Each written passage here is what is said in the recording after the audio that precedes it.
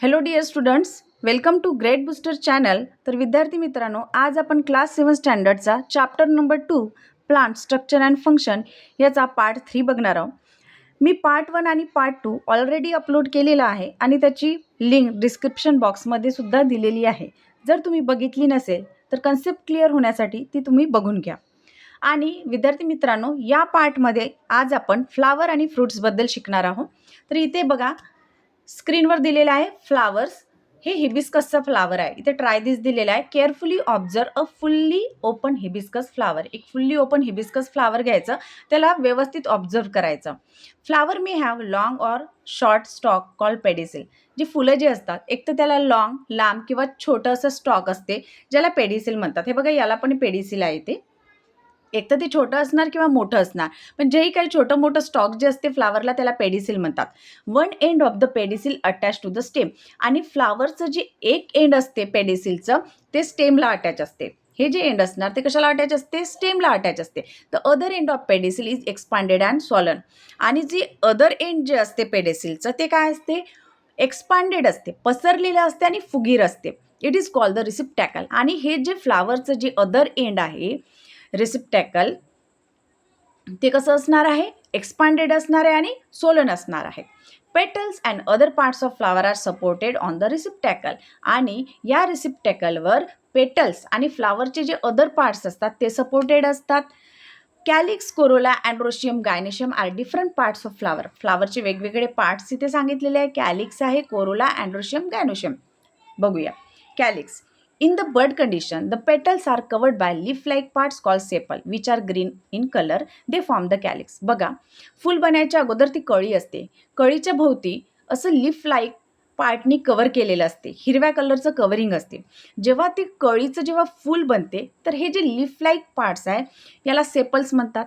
तर हे ग्रीन कलरचं असते. मग हे सेपल जेव्हा सेपरेट्स होते वेगवेगळे, तेव्हा त्यांना मिळून, सेपल्सला एकत्रित मिळून त्याला म्हणतात कॅलिक्स. तर हे बघा, इथे दिलेले आहे कॅलिक्स. हे कॅलिक्स आहे या फ्लावरचं. नेक्स्ट आहे Corolla. This is made up of colourful parts called petals. हे जे कोरोला हा जो भाग असतो, ते पेटल्सनी बनलेलं असते. आणि पेटल्स जे असते ते फ्लावरचं कलरफुल पार्ट्स असते. इथे तुम्हाला दिसलंय पेटल्स. पेटल्स म्हणजे फुलांच्या पाकळ्या मराठीमध्ये. Observe the shape, colour and smell of corolla of various flower like rose, chrysanthemum, hibiscus, मोगरा, कन्नेर, तगार. आपल्याला काय करायचे? वेगवेगळ्या फ्लावर्स घ्यायचे आहे, जसं रोज, क्रिस्थॅनमम, हिबिस्कस, मोगरा, कन्नेर, तगार हे घ्यायचं आहे. आणि यांचे जे कोरोला हा पार्ट जो आहे, त्याचा शेप बघायचा, कलर बघायचा आणि त्यांचा स्मेल कसा असतो. जसं आता आपण मोगरा घेतला, तर याचा आपल्याला कोरोलाचा कलर कसा दिसेल आपल्याला? ते व्हाईट कलरचं असणार. स्मेल बघायचा, ते त्याचा शेप कसा आहे ते सगळं आपल्याला बघायचं आहे. नेक्स्ट आहे androecium. This is the male reproductive part of flower. Androecium जे आहे ते फ्लावरचं मेल रिप्रोडक्टिव्ह पार्ट आहे. It consist of stamens. Each stamen is made up of anther and filament. मग मेल रिप्रोडक्टिव्ह पार्ट्स कोणतं असणार? मेल रिप्रोडक्टिव्ह पार्ट स्टेमेन असणार. मग स्टेमेनमध्ये काय असते? स्टेमेन्स कशा मिळून बनते? तर अँथर आणि फिलामेंट मिळून बनते स्टेमेन. हे बघा, इथे अँथर आणि इथे फिलामेंट दिलेला आहे. अँथर आणि फिलामेंट एकत्रित मिळून बनतात स्टेमेन. नेक्स्ट आहे gynoecium. This is the female reproductive parts of the flower. Gynoecium हे फिमेल फ्लावरचं फिमेल रिप्रोडक्टिव्ह पार्ट आहे. This is made up of carpel. A carpel consist of stigma, style and ovary. मग stigma, style आणि ओहरी मिळून carpel बनते. बघा, इथे दिले आहे स्टिग्मा, स्टाईल आणि ते ओहरी हे एकत्रितपणे मिळून मग काय बनतं? कार्पल बनतं. आणि हे फिमेल रिप्रोडक्टिव्ह पार्ट आहे. आता इथे सांगितलेलं आहे आपल्याला, take a vertical section of a hibiscus flower with the help of sharp blade. By cutting the flower vertically from stigma to pedicel, both section of flower will be seen to have the same structure. आता आपल्याला इथे काय करायचं? हिबिस्कसचं flower घ्यायचं आहे, त्याला sharp ब्लेडनी स्टिग्मापासून वरून खालपर्यंत, असं स्टिग्मापासून पेडिसिलपर्यंत कट करायचं आहे. आणि कट केल्यानंतर आपल्याला दोन्ही सेक्शन काय दिसतील? सेम दिसणार फ्लावरचे. त्या जसं इथे डायग्राममध्ये दिलेलं आहे, vertical section of hibiscus flower cut करून आपल्याला दाखवलेलं आहे. After maturity, anther burst and the pollen grains which are released fall on the stigma. This process is called pollination. बघा इथं पॉलिनेशनची डेफिनेशन दिली आहे की जेव्हा मॅच्युरिटी होते तर अँथर बस्ट होतात. अँथर कुठे आहे? हे मेल रिप्रोडक्टिव्ह पार्ट आहे. तर अँथर बस्ट होते. बस्ट झाल्यानंतर म्हणजे फुटणे, ठीक आहे, बस्ट होतात. बस्ट झाल्यानंतर ते यामधले जे पोलन ग्रेन्स आहे ते रिलीज होतात आणि रिलीज होऊन ते स्टिग्मावर येऊन पडतात. तर ही जी प्रोसेस आहे याला म्हणतात pollination. Due to pollination ovules in the ovary get fertilize. Pollination ही प्रोसेस झाल्यानंतर ओव्हरीमध्ये जे ओव्ह्यूल्स असतात, ओव्हरीमध्ये काय असणार? ओव्ह्यूल्स हे फर्टिलाइज होतात आणि फर्टिलाइज झाल्यानंतर ovules form the seeds and ovary develops into fruit. Fertilisation झाल्यानंतर ओव्ह्यूल्स सीड्समध्ये कन्वर्ट होतात आणि ओव्हरीपासून फ्रूट तयार होते. Got it? नेक्स्ट दिलेला आहे of what use of a plant are the insect flitting around its flowers. Name of flower, number of sepals. आता काय करायचं आपल्याला? Observe the various flower and complete following charts. Name of flower, इथे एखादं कुठलं पण फ्लावर घ्यायचं, तिथे नंबर ऑफ सेपल्स लिहायचे, number of sepal free or united. तर जे सेपल्स आहे ते फ्री आहे की असे जुडलेले आहे एकमेकांना ते लिहायचं आहे. तिथे पेटल्सचे नंबर लिहायचा आहे, ते परत लिहायचं पेटल फ्री आहे का united, form of androecium and gynoecium, हे सुद्धा इथे कंप्लीट करायचं हा चार्ट.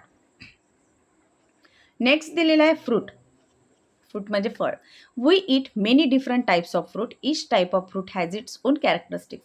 आपण वेगवेगळ्या टाईपचे फ्रूट्स खातो. प्रत्येक फ्रूटचे एक कॅरेक्टरिस्टिक्स असते. There are variation in their shapes, colour, taste. बघा फ्रूट काय असतात? प्रत्येक फ्रूट वेगवेगळा असतो, त्यांचा शेप वेगळा असतो, त्यांचा कलर वेगळा असतो, काही खट्टे असतात, काही गोड असतात. तर प्रत्येक फ्रूटचं जे टेस्ट आहे ते सुद्धा वेगळं असते. Mango contains only one seed, whereas jackfruit consist of many small fruitlets each with its own seeds. बघा मँगो जे आहे, मँगो जर बघितलं आपण त्यामध्ये एकच सीड्स दिसणार, पण जर आपण वॉटरमेलन बघितलं त्यामध्ये किती सगळे सीड्स असतात. तर त्यामुळे प्रत्येक फ्रूट्स काय वेगवेगळं आहे. काही फ्रूट्समध्ये एकच सीड्स दिसणार, काही फ्रूट्समध्ये खूप सगळे सीड्स दिसणार. त्यामुळे असे काही कॅरेक्टरिस्टिक्स प्रत्येक फ्रूटचे वेगवेगळे कॅरेक्टरिस्टिक्स असतात. Observe the fruit of ber, mango, chikoo, apple. What do you observe? Each fruit has different kind of different skin or shell, fleshy part and seeds. आता काय करायचं आपल्याला? जे बेर असते, मँगो असते, चिकू असते, हे आपल्याला फ्रूट बघायचे, ॲपल बघायचे आहे. यांच्यामध्ये काय ऑब्झर्व होते ते बघायचं आहे. प्रत्येक जे फ्रूट असते त्यांची स्किन वेगळी असते, त्यांचं शेल वेगळं असते. काही जे फ्रूट आहे ते त्यांच्यामध्ये फ्लेशी पार्ट असतो. काहींचं सीड वेगळं असते, काहींमध्ये एक सीड दिसणार, काहींमध्ये आपल्याला एकपेक्षा जास्त सीड दिसणार. तर हे सगळं जे आहे ते आपल्याला काही फ्रूट्स घेऊन ते आपल्याला ऑब्झर्व करायचं आहे. In case of fruits like cashew, it's seed is outside the fruit. पण एक जे कॅशू हे जे फ्रूट आहे, हे बघा इथे दिले आहे, सॉरी, हे बघा इथे दिलेलं आहे कॅशू. तर हे जे आहे याचं जे सीड्स असते ते फ्रूटच्या बाहेर असते. असं काही कॅरेक्टरिस्टिक्स आहे याचं. नंतर हे soak the seeds of pea, wheat, rice, jowar, groundnut in water for 3 to 4 hours. आता काय करायचं आपल्याला? वटाणा घ्यायचा आहे, व्हीट घ्यायचा आहे, राईस घ्यायचा आहे, जवार घ्यायचा आहे, ग्राउंडनट घ्यायचं आहे. याला पाण्यामध्ये 3 ते 4 तास भिजवून ठेवायचं आहे. Press the seed with your finger and observe them. नंतर 4 ते तास झाल्यानंतर ते पाण्यातून काढायचं. आता याचे जे सीड्स आहेत त्याला आपल्याला बोटाने दाबायचं आहे, ठीक आहे. Wheat seeds get divided into 2 equal parts. Seeds, आता याला आपल्याला प्रेस केल्यानंतर बघायचं आहे की कोणत्या सीडचे 2 पार्ट झाले आणि कोणत्या सीड्सचे 2 पार्ट झाले नाही. तर seed which get divided into 2 equal parts are called dicotyledonous seeds. Seeds which do not divided into 2 equal parts are called monocotyledon seeds. बघा असे सीड्स ज्यांचे 2 इक्वल पार्ट्स होतात त्यांना डायकॉटिलेडन्स म्हणतात. जसं जर आपण ग्राउंडनट घेतलं, ग्राउंडनटला दाबलं तर त्याच्या सीडचे 2 पार्ट्स होणार. तर अशा सीड्सला डायकॉटिलेडनस सीड्स म्हणतात. पण जर आपण राईस घेतलं आणि त्याला जर प्रेस केलं तर त्याचे 2 पार्ट होणार नाही. म्हणजे मग असे सीड्स ज्यांचं 2 इक्वल पार्ट्समध्ये डिव्हिजन होत नाही त्यांना काय म्हणतात? मोनोकॉटिलेडनस सीड्स म्हणतात. ठीक आहे विद्यार्थी मित्रांनो, आय होप तुम्हाला कळलं असेल. जर काही डाऊट असेल तर तुम्ही मला कमेंट सेक्शनमध्ये सांगू शकता.